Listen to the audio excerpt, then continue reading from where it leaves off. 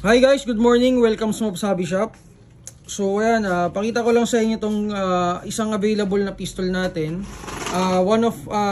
Isa sa mga best selling natin na pistol, Glock 18 Gen 4. So WE ang brand, made in Taiwan, metal slide, and then polymer yung frame nya. So ayan, so full auto and semi-function to guys.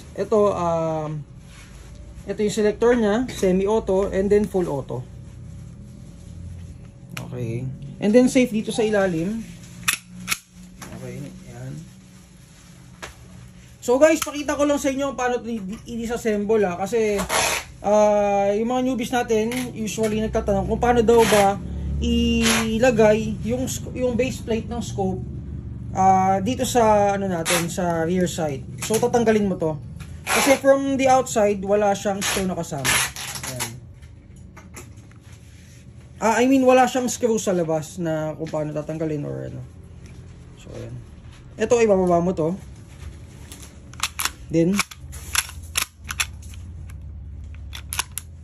wait lang, medyo matigas eh.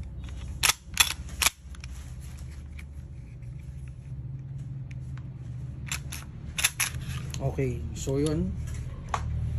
So ito yung loob niya guys. So ito, pakita na rin natin kung paano ina-adjust yung hop up. Kasi yung iba nagtatanong din kung bakit daw pababa yung bala nila. So guys, ito yung yung hop up chamber natin. Ito mismo. So yan, i-adjust mo to. So mostly every pistol naman isa loob talaga yung adjustment. So need mo talagang buksan yung slide. Okay, ito. So yan, yun yung adjustment. So yun, para sa mga nagtatanong. And then ito yung screw para sa base sa rear sight ito.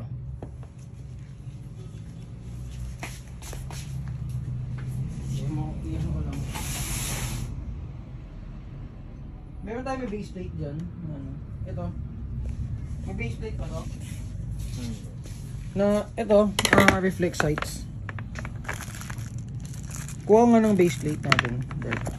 Pakita lang natin. Itong doctor sight. Yun. So guys, usually, pakita mo bro. Usually sa mga reflex sights kagaya ng doctor sight, may kasama yung Glock mount. So ito si Glock mount. Ayan. Open ko na.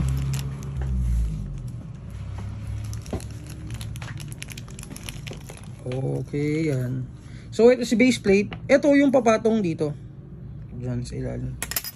So para maipatong mo guys, tatanggalin mo to. Kailangan tanggalin. So unscrew. Hindi ko na ilalagay yung sight kasi screw mo lang naman siya.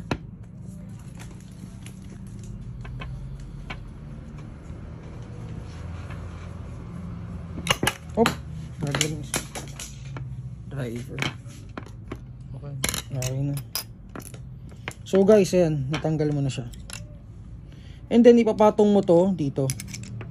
Yan. So nakita nyo guys. Then i-screw mo lang din doon. So ayun. Dito naman sa reflex sights, usual na kasama niya talaga is pang Picatinny rail. So ito tatanggalin mo din to. Ito mismo. And then siya naman yung ipapatong mo dito. So ayun. Sir Mav, usually din natanong sa amin, pwede ba sa real steel? Yes, pwede naman. Na-try naman namin. Ang problema, kailangan mo ng mas matibay na screw. Hindi rin dapat laging ino-auto kasi yung quality niya is pang airsoft pa rin talaga.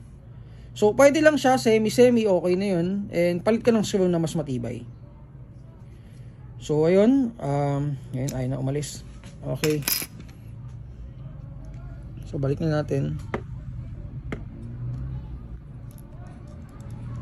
So guys, ganun lang kasimple no. Yung pagkakabit.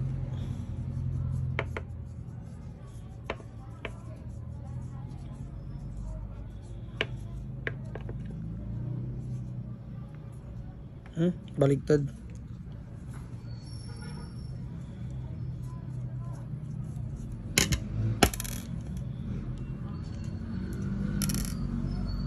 Okay.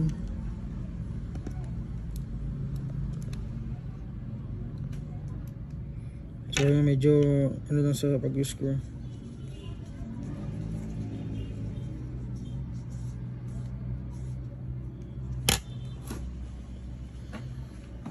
So babalik na natin.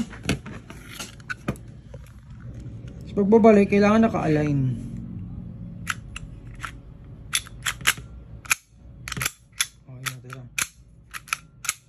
Okay. So guys, titest na natin para makita nyo kung ilang FPS.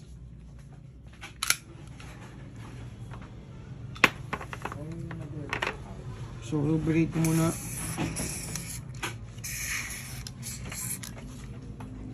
Anyway guys, ano pala to, test ano ng shop.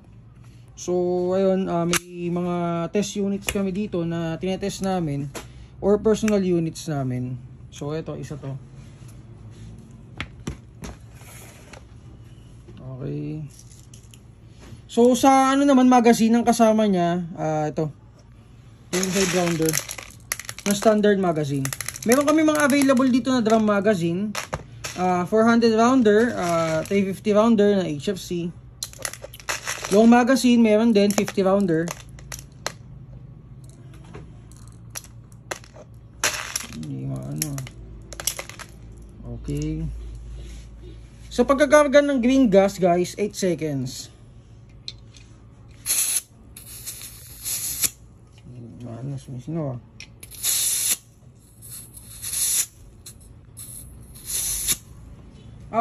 Edward, pahinga ko ng isang Glock magazine. Hindi ko alam kung bakit siya sumisigaw pero titingnan lang namin mamaya.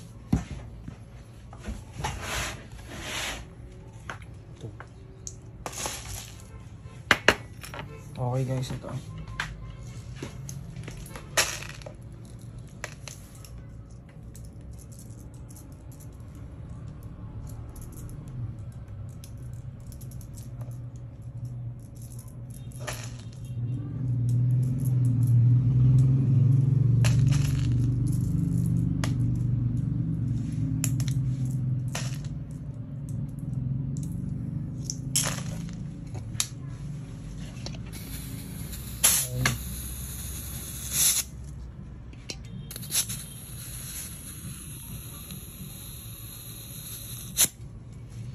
Okay, game, test natin.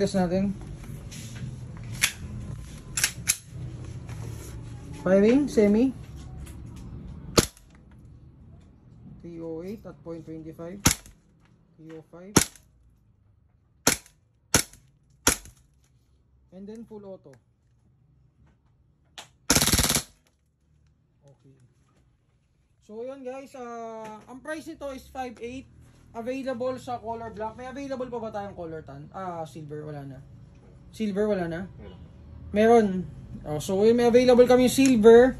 Ang price is 6,000. Ito 5.8. So yun, open yung shop 9 AM to 8 PM.